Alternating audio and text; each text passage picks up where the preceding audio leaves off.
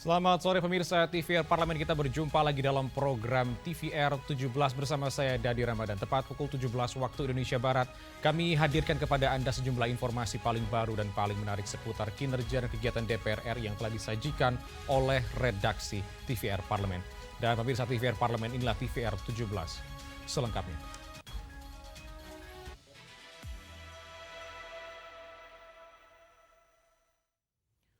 Pemirsa, dalam rapat dengar pendapat bersama jajaran Direktur PT PLN, Komisi 12 DPR RI mendorong PT PLN segera melakukan pemerataan penyediaan akses listrik hingga ke tingkat rumah tangga.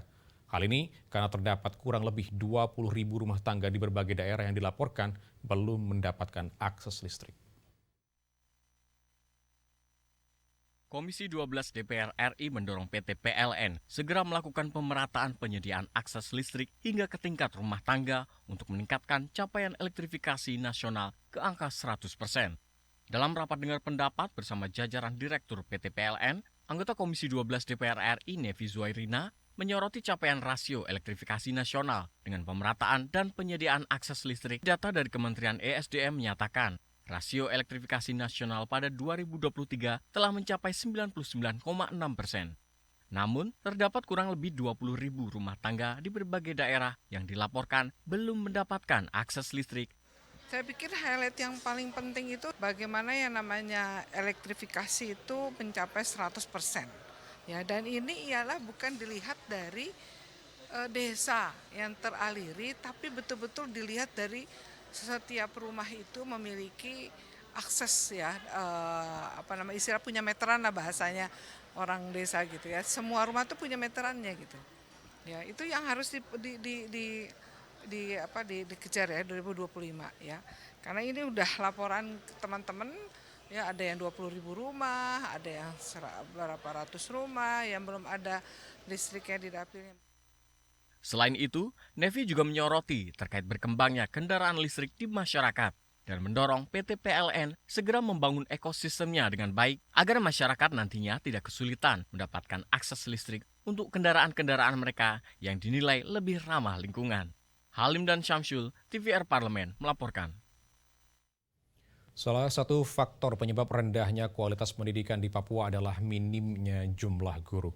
Anggota Komisi 10 DPR RI menilai pemerataan tenaga pengajar menjadi krusial di Papua mengingat tantangan geografis Papua yang dikelilingi pegunungan dan lembah serta rendahnya minat masyarakat umum untuk menjadi guru di Papua membuat akses pendidikan di wilayah ujung timur tersebut sulit dijangkau.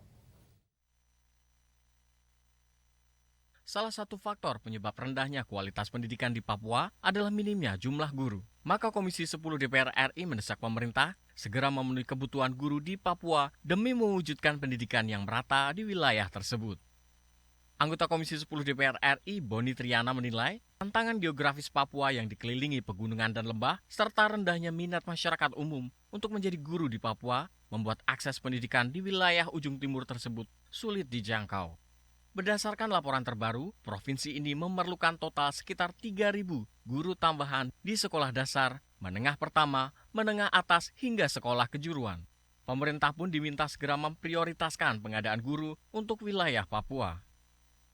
Karena kalau kita lihat Papua ini daerahnya pegunungan, daerahnya kondisi alam yang kita tahu sama-sama, memang ada beberapa daerah yang malah kemudian sekolahnya nggak ada guru sama sekali gitu.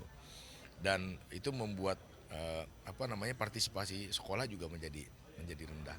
Terungkap bahwa banyak sekolah-sekolah swasta justru kekurangan guru, sementara juga yang di negeri itu mereka juga menghadapi kekurangan, dan saya pikir pemerintah harus segera melakukan rekrutmen terhadap tenaga-tenaga pengajar, dan yang terpenting lagi dari rekrutmen ini adalah pemerataan dari tenaga pengajar itu sendiri gitu.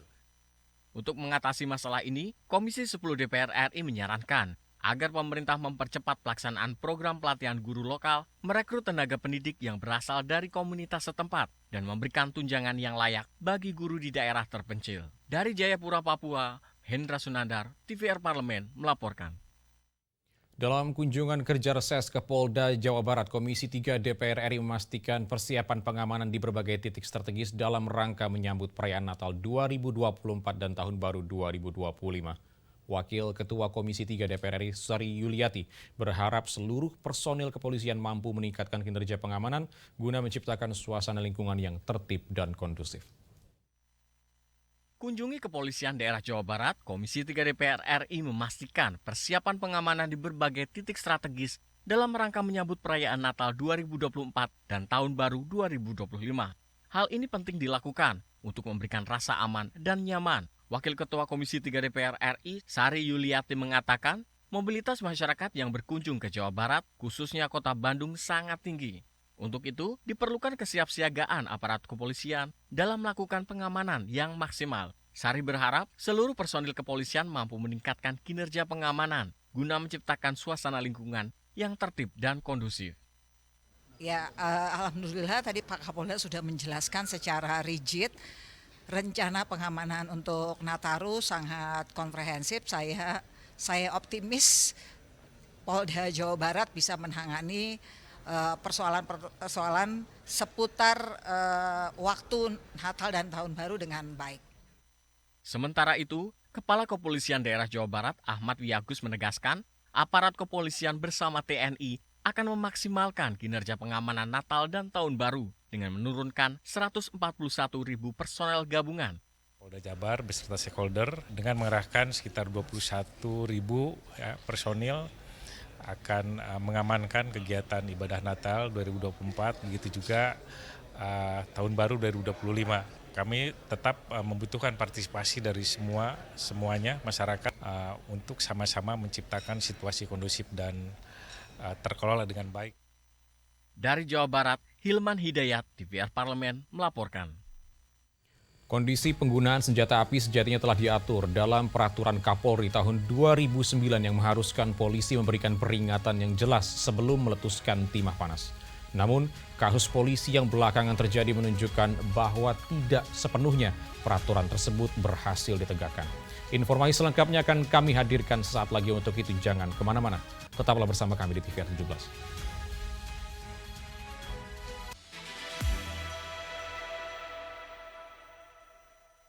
Kehidupan berbangsa dan bernegara memerlukan kerja keras dalam menumbuhkan toleransi, menanggalkan ego-ego yang melekat pada tubuh kita. Jadikanlah Natal sebagai momen refleksi agar di tahun yang baru, bangsa Indonesia semakin bersatu padu serta dilingkupi kedamaian. Selamat Natal dan Tahun Baru, toleransi dalam damai.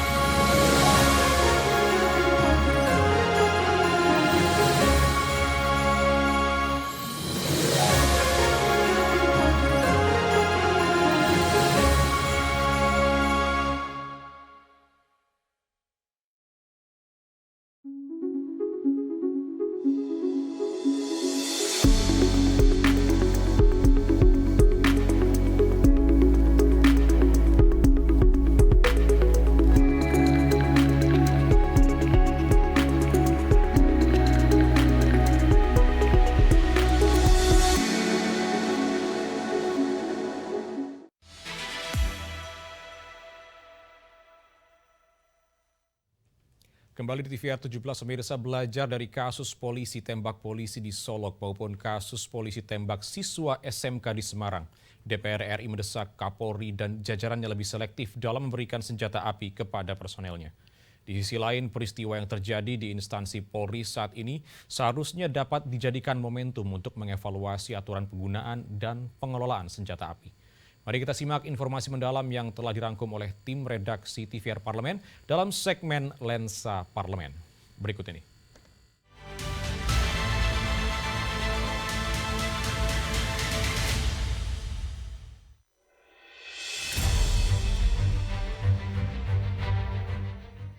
Bagi polisi, senjata api merupakan alat yang penting untuk menjalankan tugas menjaga keamanan dan ketertiban. Penggunaan senjata mematikan ini jelas dipayungi peraturan ketat.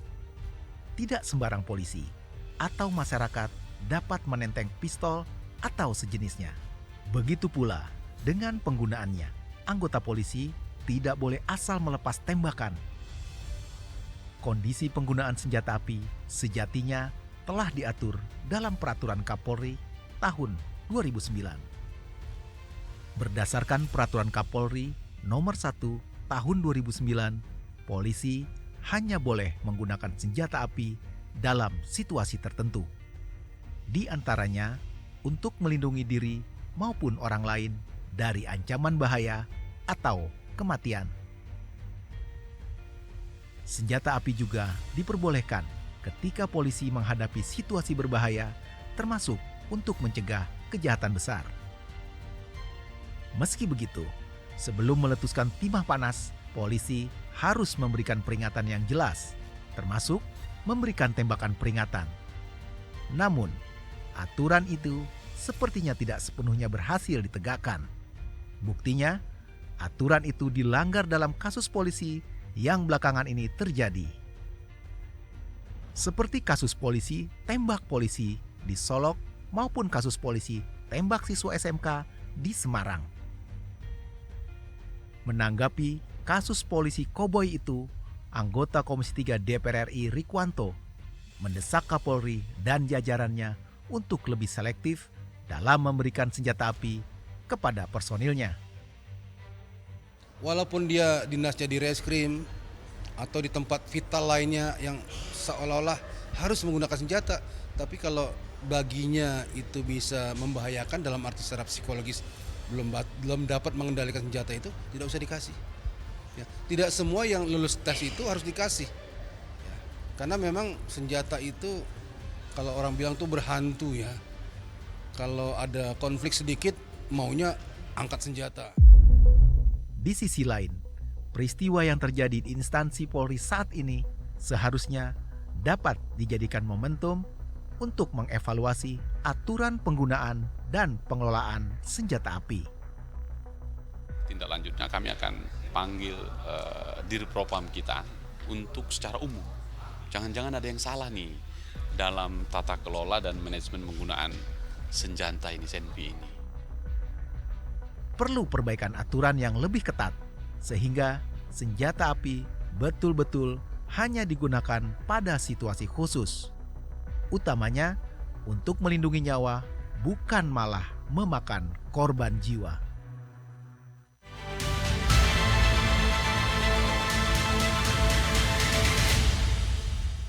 Pemirsa, Badan Kerjasama Antar Parlemen DPR RI melakukan kunjungan diplomasi ke Kairo, Mesir. Seperti apa informasi selengkapnya? Jangan kemana-mana. Tetaplah bersama kami di TVR 17.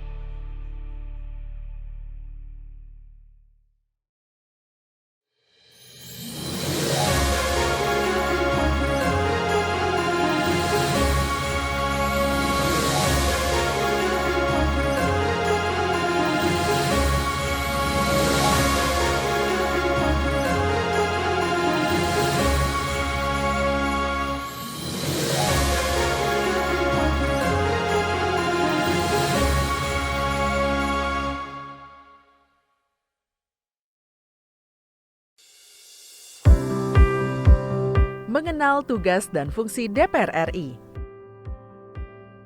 Dewan Perwakilan Rakyat atau DPR adalah lembaga negara yang mewakili aspirasi rakyat. Kehadiran DPR RI merupakan salah satu bukti bahwa Indonesia merupakan negara demokrasi. Sebagai salah satu lembaga perwakilan rakyat, apa saja tugas dan fungsi yang diemban DPR RI? Berdasarkan pasal 20A ayat 1 Undang-Undang Dasar 1945, DPR memiliki 3 fungsi, yakni fungsi legislasi, anggaran, dan pengawasan. Tugas dan wewenang DPR berbeda untuk setiap fungsinya. Yang pertama, fungsi legislasi. Menyusun program legislasi nasional atau prolegnas, menyusun dan membahas rancangan undang-undang, menerima rancangan undang-undang yang diajukan oleh DPD, membahas rancangan undang-undang yang diusulkan oleh Presiden ataupun DPD, menetapkan undang-undang bersama dengan Presiden, menyetujui atau tidak menyetujui peraturan pemerintah pengganti undang-undang yang diajukan oleh Presiden untuk ditetapkan menjadi undang-undang. Yang kedua, fungsi anggaran. Memberikan persetujuan atas rancangan undang-undang tentang APBN yang diajukan oleh Presiden. Memberikan persetujuan terhadap pemindahantanganan aset negara maupun terhadap perjanjian yang berdampak luas bagi kehidupan rakyat yang terkait dengan beban keuangan negara. Menindaklanjuti hasil pemeriksaan atas pengelolaan dan tanggung jawab keuangan negara yang disampaikan oleh BPK. Memperhatikan pertimbangan DPD atas rancangan undang-undang tentang APBN dan rancangan undang-undang terkait pajak, pendidikan, dan agama. Yang ketiga, fungsi pengawasan. Fungsi pengawasan, DPR bertugas melakukan pengawasan terhadap pelaksanaan undang-undang APBN dan kebijakan pemerintah, serta membahas dan menindaklanjuti hasil pengawasan yang disampaikan oleh DPD. Demikian penjelasan tentang tugas dan fungsi DPR menurut undang-undang. Informasi ini dipersembahkan oleh TV dan Radio Parlemen, Biro Pemberitaan Parlemen, dan Sekretariat Jenderal DPR RI.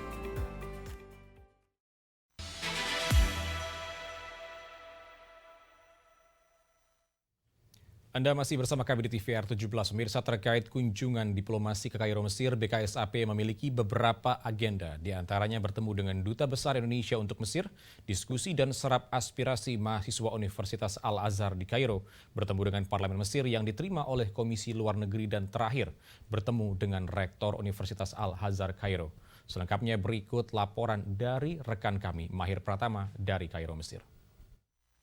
Pemirsa TVR Parlemen, saat ini saya berada di Kedutaan Besar Republik Indonesia yang ada di Kairo, Mesir, dalam rangka kunjungan BKSAP DPR RI yang dipimpin langsung oleh Ketua BKSAP DPR RI yaitu Mardani Alisera. Dalam rangka kunjungan delegasi ke kota Kairo, Mesir ini, pemirsa, ada beberapa agenda yang dilakukan. Yang pertama, mengunjungi Kedutaan Besar Republik Indonesia dan bertemu langsung dengan Duta Besar Republik Indonesia yang ada di Kairo. Dalam pertemuan tersebut, pemirsa, ada beberapa hal yang dibahas terkait dengan keberadaan mahasiswa yang ada di Universitas Al-Azhar Kairo dan juga peluang komoditas yang ada di kota Kairo ini, yang saat ini komoditas kopi menjadi salah satu komoditas yang favorit dan menjadi banyak diminati oleh masyarakat Mesir. Dan dalam pertemuan tersebut, delegasi menyampaikan bahwa akan mendorong pemerintah untuk menguatkan kerjasama ekspor, terutama komoditas nabati, minyak nabati maksud kami, dan juga kopi yang menjadi favorit saat ini di masyarakat Kairo. Dan kunjungan setelah menemui Duta Besar, pemirsa, rombongan atau juga delegasi BKSAP menemui mahasiswa atau juga perwakilan mahasiswa yang ada di Universitas Kairo, dan pertemuan tersebut dilakukan di Balai Budaya, juga ada di lingkungan KBRI Indonesia di kota Kairo.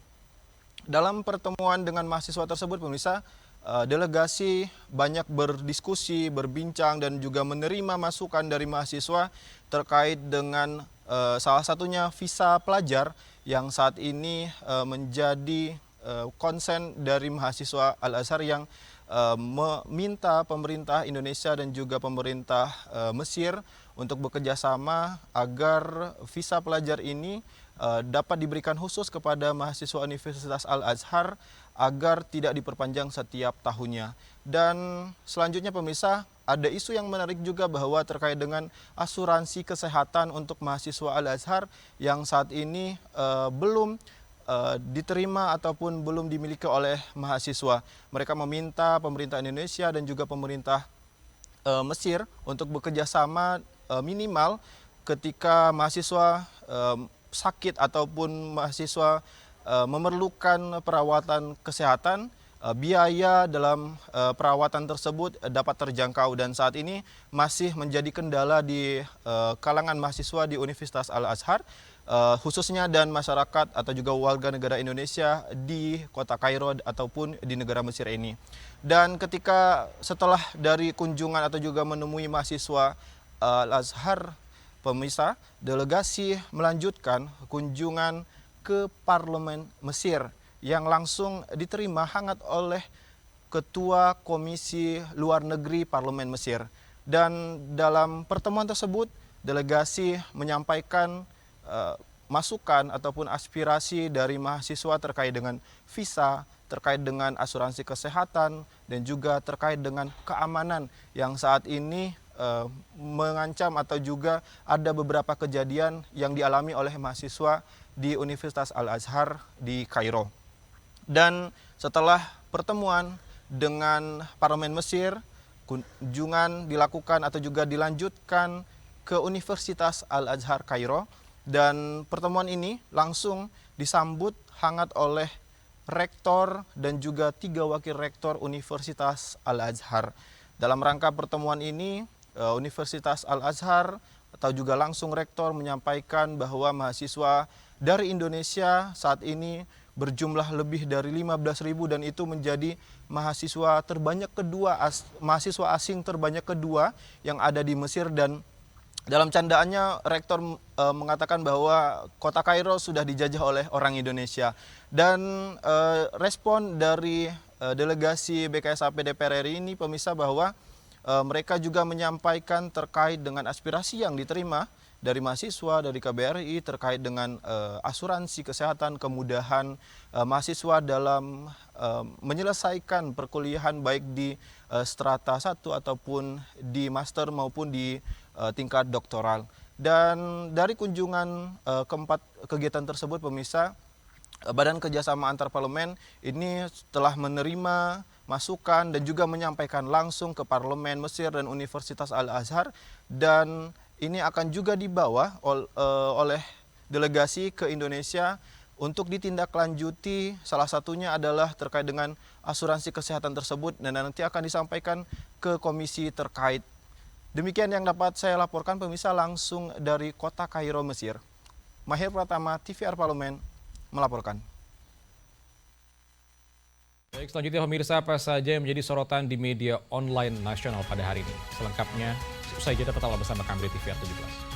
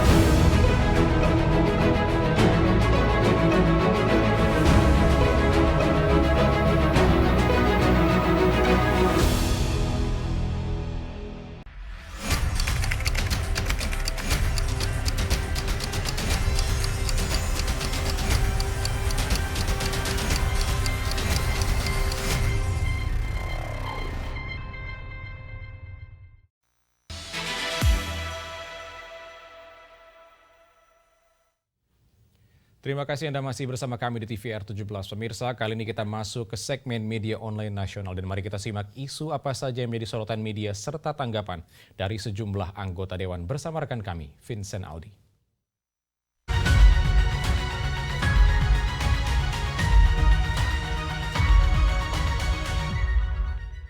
Ya, terima kasih rekan Dadi dan apa kabar pemirsa? Kembali bersama saya Vincent Aldi dalam segmen Media Online. Kita akan menuju berita pertama pemirsa yang menjadi headline di Media Online, yaitu rancangan Undang-Undang Sisdiknas mendesain anggaran pendidikan lebih tepat dan efektif naikkan indikator nasional.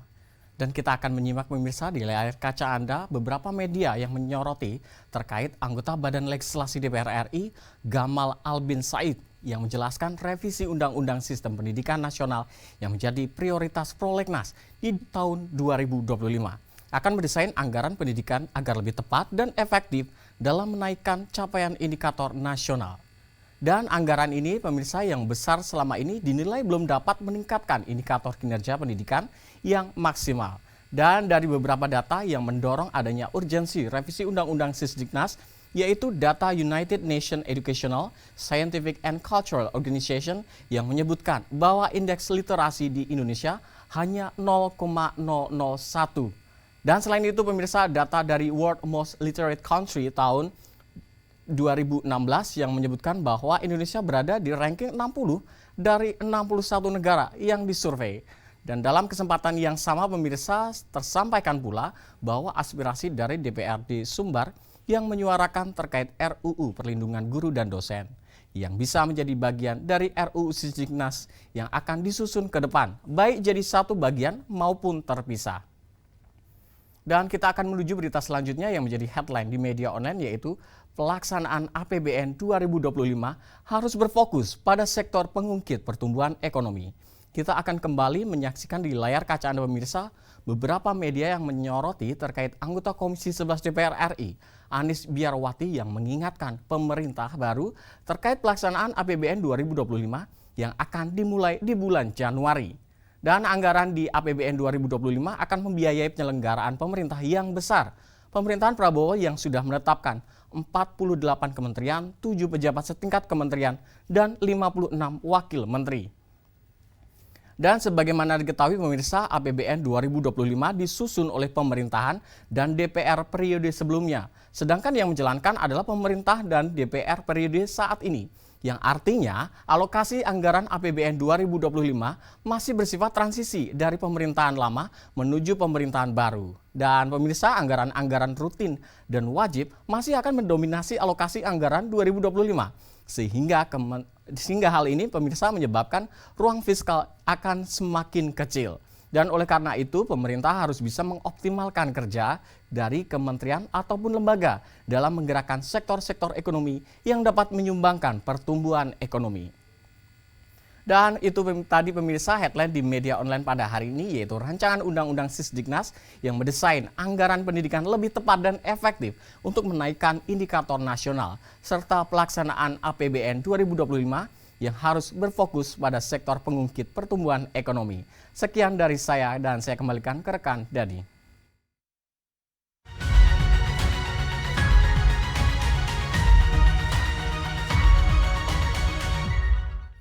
Baik, terima kasih rekan Vincent yang telah menyampaikan sejumlah update sorotan dari media online nasional pada hari ini. Dan pemirsa, segmen media online tadi sekaligus menutup program TVR 17 edisi sore hari ini. Saya Dadi Ramadan beserta seluruh kru TVR Parlemen yang bertugas mengucapkan terima kasih dan pamit undur diri dari hadapan Anda. TVR Parlemen, referensi Indonesia.